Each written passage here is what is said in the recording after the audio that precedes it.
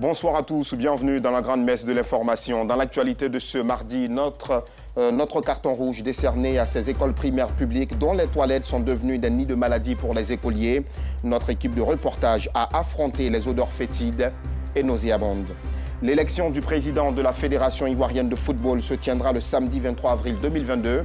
Enfin, si un autre article litigieux ne refait pas surface, en ce qui concerne l'article 47, lui a été dépoussiéré ce matin de toute interprétation lors d'une assemblée générale extraordinaire. Voilà pour le programme. Ouvrons ce journal avec ce cri de cœur des enseignants et des élèves du département de Tortilla dans la région du Hambol. Dans cette partie du pays, certaines écoles primaires sont dans un état de délabrement avancé. Les instituteurs évoquent plusieurs difficultés, au nombre desquelles un manque criard de table-banc.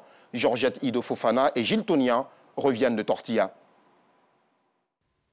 C'est dans cette maison délabrée que vit Yampi, instituteur à Lotialga, village situé dans la sous-préfecture de Tortilla, région du Hambol.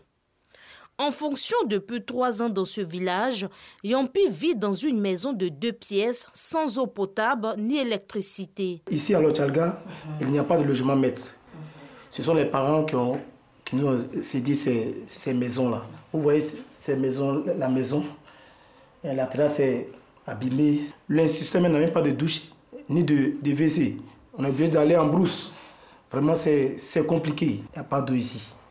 On est obligé d'aller chercher l'eau dans les marigots ou bien au puits, qui est à pratiquement 1 kilomètre d'ici. Comme Yampi, ils sont nombreux ces instituteurs qui vivent dans des conditions de précarité à Lotialga. Il n'y a pas de douche, il n'y a pas de WC. Tu ne peux même pas envoyer ton élève même venir prendre quelque chose. Il n'y a pas de soutien. Pourtant, c'est du bénévolat. Outre ces problèmes de logement, les instituteurs de Lotialga sont aussi confrontés à d'autres difficultés, notamment le manque de latrines dans les écoles. Alassane Koulibaly est le directeur de l'EPP Lotialga. Dans cet établissement scolaire, les difficultés restent énormes. Occasion pour lui de faire des doléances. Au niveau de l'école, nous avons des problèmes ici. Comme vous le constatez, les classes sont jumelées ici. Voilà. CP1 ou CP2 sont ensemble, CE1, CE2 sont ensemble, CM1, CM2 ils sont ensemble. Parce qu'ici, nous avons manque de classes, manque de salles de classe. On a plusieurs difficultés, surtout le problème d'eau. Il n'y a pas d'eau potable ici. Nous demandons aux autorités, aux ONG, s'ils peuvent nous aider à venir construire des toilettes ici pour le village de Lotialga. Nous sollicitons toujours le conseil régional. S'il peut nous aider à construire des logements des enseignants ici pour nous. Parce que nous n'avions pas de logement des enseignants. Sincèrement, ça nous fatigue. À Tortilla commune, le constat est le même. Les instituteurs vivent le même cauchemar. Quand l'enseigne est plus petit que 54. Les enfants, ils n'ont pas de latrine, n'est pas un endroit où se soulager. Nous, on se les met, nous n'avons pas un endroit où se soulager aussi. Selon le conseil régional, des initiatives sont en cours en vue d'améliorer les conditions de vie et de travail des enseignants de cette région. Notre conseil régional a décidé de prendre en compte cette question. Donc les latrines seront bien construites à Lotialga. Je comprends bien la détresse des instituteurs de Lotialga qui n'ont pas de logement et qui sont mal logés. Dans nos localités, ce sont les populations elles-mêmes qui ont construit la plupart des logements de maîtres. Les populations avec l'appui de leurs cadres. Mais le conseil régional a pris en charge la construction de quelques logements. Malgré les difficultés, les instituteurs de la sous-préfecture de Lotialga et ceux du département de Tortilla restent dévoués et déterminés à offrir un meilleur résultat aux différentes évaluations de fin d'année. Une note d'espoir dans ce journal. L'acteur ivoirien Bruno Troukbakbizier, plus connu sous le pseudonyme de Zoumana, a reçu hier à son domicile une délégation du ministère de la Culture, de l'Industrie des Arts et du Spectacle. Les bras chargés de présents, ils sont allés soutenir cette icône du cinéma ivoirien, immobilisé après une crise d'AVC. L'accident vasculaire cérébral a fortement impacté l'acteur. Rosemond Kini, Maïssa Kogei. Qui fait ça? C'est pas facile, hein? Tout amusé. Absent des écrans depuis un bon moment, l'artiste comédien ivoirien Troupa Gbizie Zoumana, alias Zoumana, souffre d'une crise d'accident vasculaire cérébral. Depuis plus de 3 jours, des publications sur son état de santé font le tour des réseaux sociaux. Très malade, l'ex-acteur et comédien de la série à succès Faut pas fâcher, Bruno Troupa Gbizie, plus connu sous le nom de Zoumana, sollicite l'aide de personnes de bonne volonté. Des publications qui ne laissent pas indifférents les Ivoiriens. Quand j'ai vu, comment on appelle, le message de Zoumana, vraiment ça m'a tellement touché. Et jusqu'à ce moment où je suis là, si vraiment on peut venir à son aide, vraiment je veux que la population de Côte d'Ivoire vienne en aide de Zoumana parce que c'est un grand comédien et je sais ce qu'il fait dans la vie. On a une icône qui est malade, monsieur le ministre, monsieur le chef du gouvernement, monsieur le président, madame la première dame qui est une dame au grand cœur. Vraiment, on a notre Zoumana national qui est couché. On a besoin qu'il soit relevé. Un cri de cœur qui a été entendu. Commune d'Anyama, quartier Adjamé. C'est ici que réside la famille de Zoumana. Ce jour, une forte délégation du ministre de la Culture et de l'Industrie des Arts et du Spectacle et du Bureau ivoirien du droit d'auteur Burida rend une visite de soutien aux comédiens. C'est vrai comme ma mère. Je ne veux pas penser comme ma mère comme ça. Oh, Dieu. J'ai dit merci à tous ceux qui ont fait quelque chose pour moi.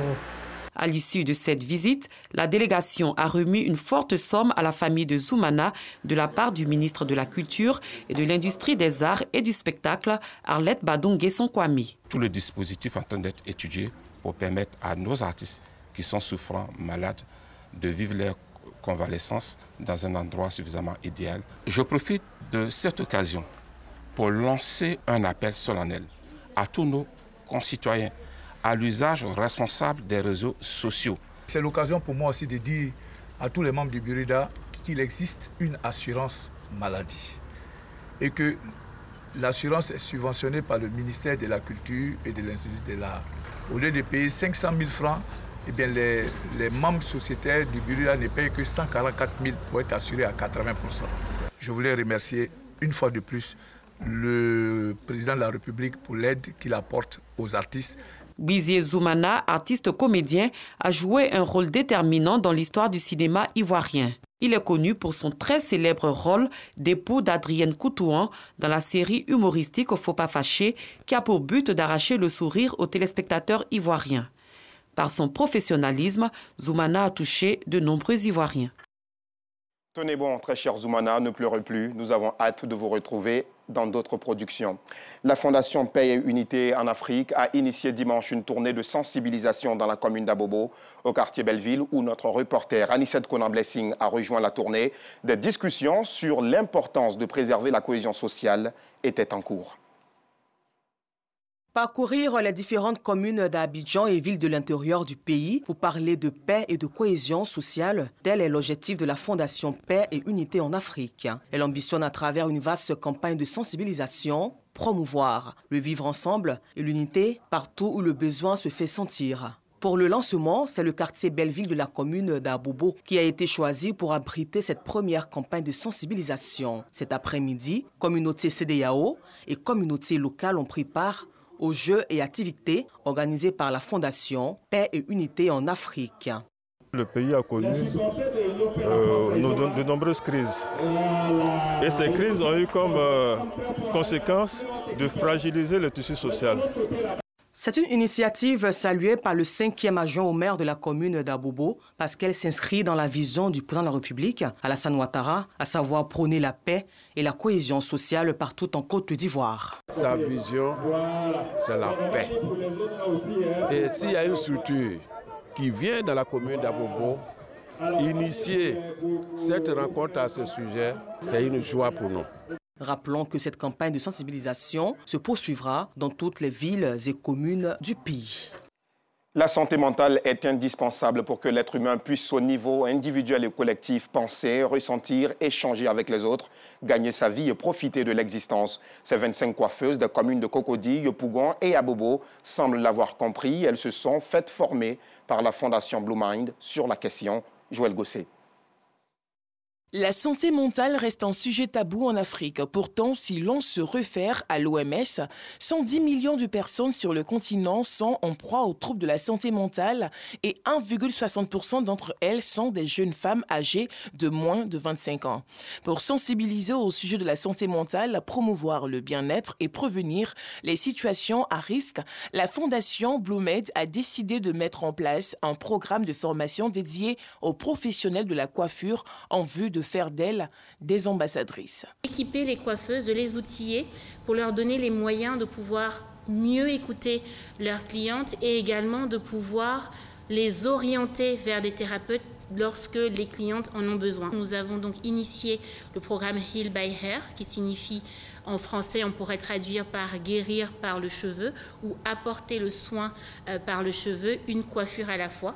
Après un appel à candidature qui a enregistré 250 dossiers, 25 coiffeuses des communes de Cocody, Yopougon et Abobo ont été sélectionnées pour suivre ce programme de formation de 3 jours dénommé By Hair. Un programme qui reprend les principes de base en écoute active et en santé mentale, notamment les recommandations scientifiques du programme d'action pour combler les lacunes en santé mentale de l'Organisation mondiale de la santé. Il faut bien comprendre qu'il ne s'agit pas pour nous au cours de cette formation de transformer les coiffeuses en thérapeutes, mais il s'agit de leur apporter quand même les outils pour qu'elles soient en mesure de détecter les signes de souffrance psychologique chez leurs clients. À la fin du programme, les coiffeuses pourront acquérir des outils et techniques pour l'écoute active et les premiers secours psychologiques, plus de confiance dans leur interaction avec des personnes vivant avec un trouble de santé mentale, mais surtout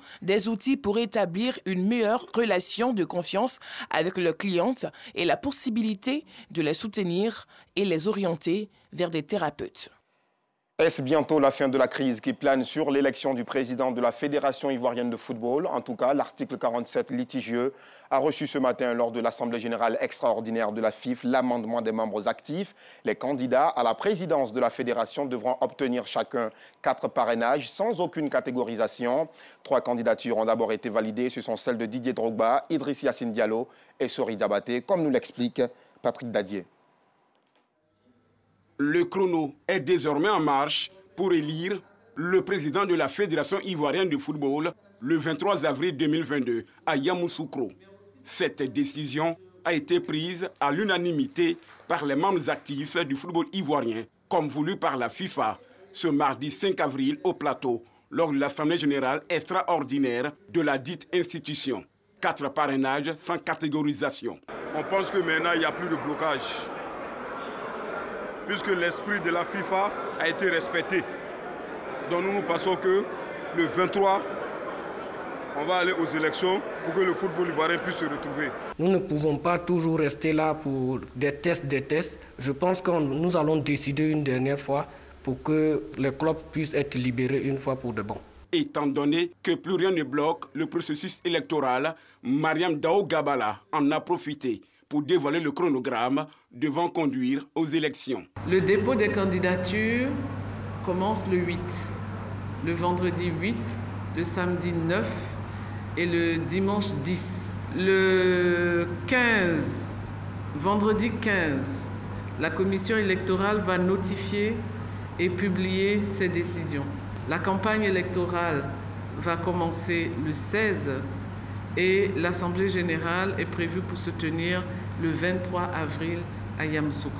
Au cours de cette rencontre, l'actuelle locatrice de la Maison de Verre a tenu à faire des précisions sur certains points brûlants. Dès que nous avons dit que nous allons faire un audit, les passions se sont déchaînées. Mais l'audit, c'est un acte normal. Quand nous allons partir, ceux qui viennent, ils doivent faire un audit. À cette Assemblée générale extraordinaire, la FIFA et la CAF étaient représentés respectivement par messieurs Diomandé Api et Jean-Jacques Dienné. Avec ce boulevard désormais ouvert, le nouveau patron de la FIF devrait être connu au soir du 23 avril 2022. Le football est intéressant, continuons donc de le pratiquer, cette fois-ci avec le président de la Confédération africaine de football, présent en Côte d'Ivoire, Patrice Motsepe, a visité plusieurs infrastructures devant abriter la Coupe d'Afrique des Nations Côte d'Ivoire 2023, Salif Ouattara.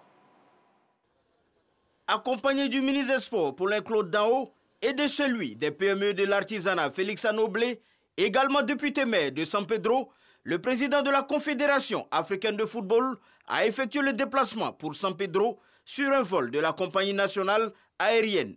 45 minutes de vol, le temps de s'imprégner de l'état d'avancement des travaux sur le terrain. Les voiries en construction, le stade de 20 000 places, dont la bâtisse affiche déjà fière allure, et la cité Cannes ont reçu au pas de course la visite de la délégation CAF. Les explications des services spécialisés ont permis au président Motsepe de mieux cerner les difficultés sur le terrain et les performances enregistrées.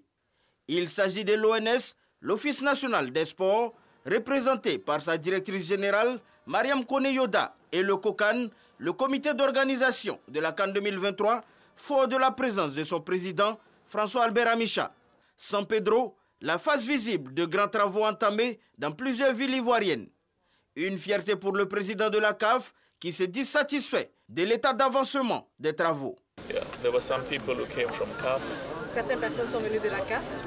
And the general secretary also is coming for the second time. Et le secrétaire général de la CAF est venu pour la deuxième fois. And he says to me that since his last visit, there's big progress. Il nous dit que depuis sa dernière visite, il constate d'énormes progrès. Yeah.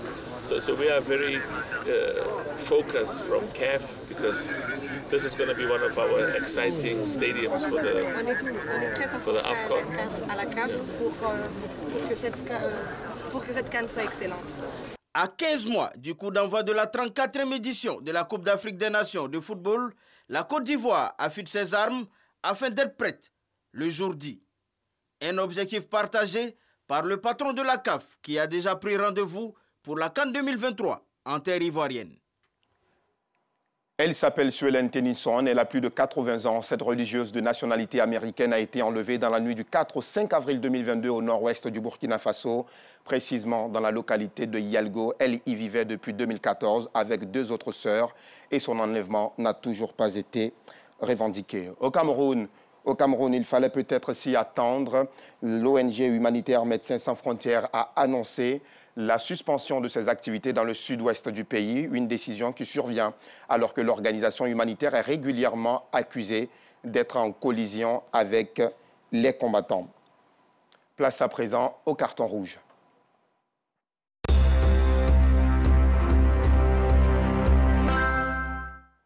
Si vous êtes dans une école primaire publique à Abidjan, faites un tour dans les toilettes. Mais attention, rassurez-vous d'avoir mis un masque. Les toilettes de ces établissements scolaires laissent à désirer. Insalubres, elles dégagent des odeurs fétides et nauséabondes.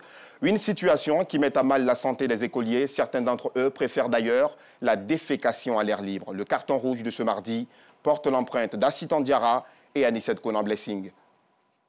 Des latrines délabrées s'emportent à ne respectant aucune règle d'hygiène. Nous sommes à l'EPP Centre 1 dans la commune d'Abobo, précisément au quartier Marley.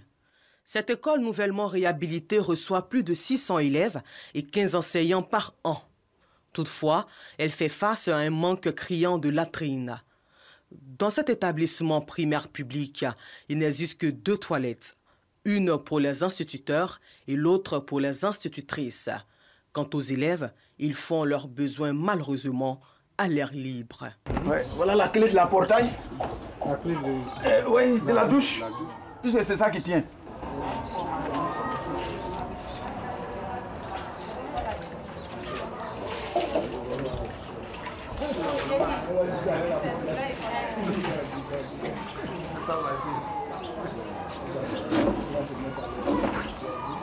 Une situation qui inquiète les responsables de cette école.